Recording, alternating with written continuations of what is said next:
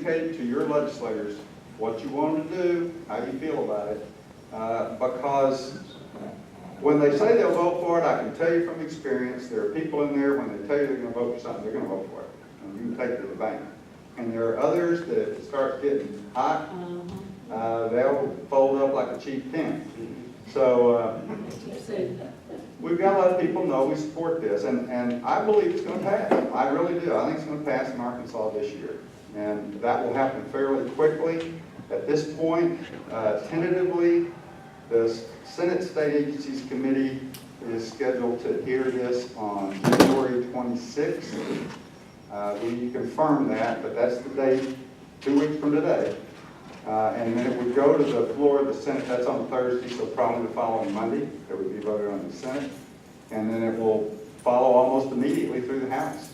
So by 4 or 5 weeks from here, it should be done. So it's important to communicate with your legislators now.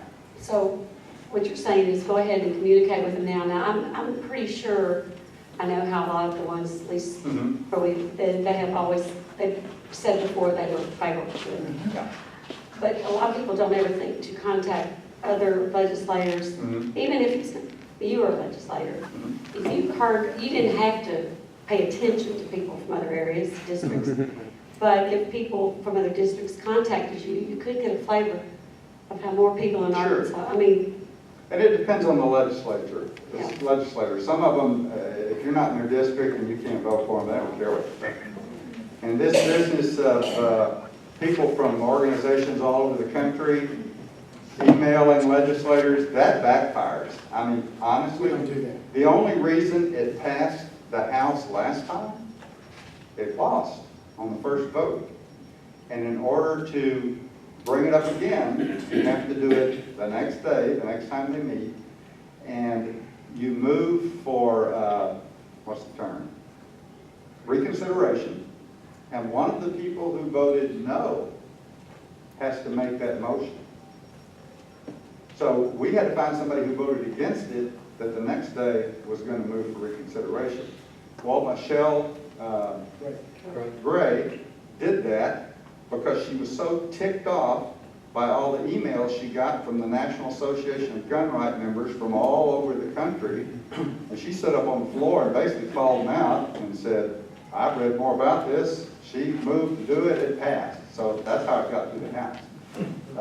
So the most powerful, most effective thing you can do is call your senator, your representative, and tell them how you feel, or meet with them in person. Emails and all that's nice, and it has an impact, but if it's something personal, you know, the other thing that doesn't work is when you get, 85 letters that say exactly the same thing, that have a different name on the bottom of it.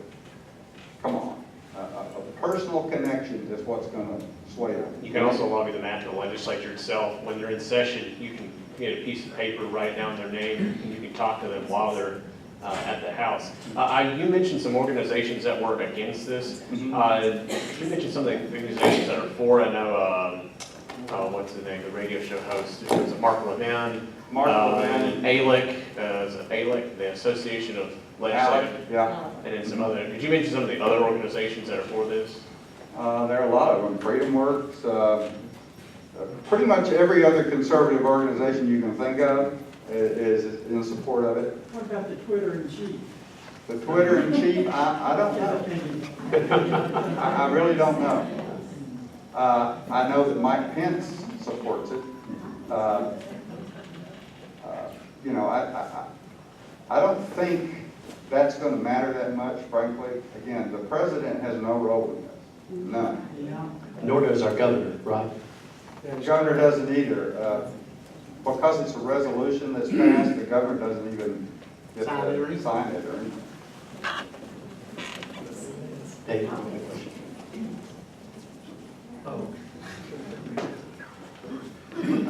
As you stated, most all of us in here would certainly support this issue.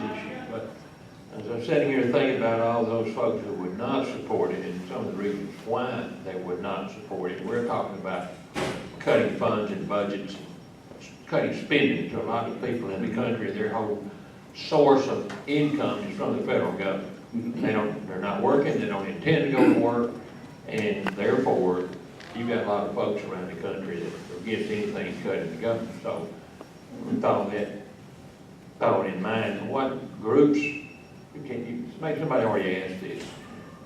Some of the biggest groups that are really opposed to this, and some of the reasons why they might be opposed to it, y'all had some interaction with some of these people, feedback from these, I'm sure, I know you have a few, you mentioned a few, and I think all of them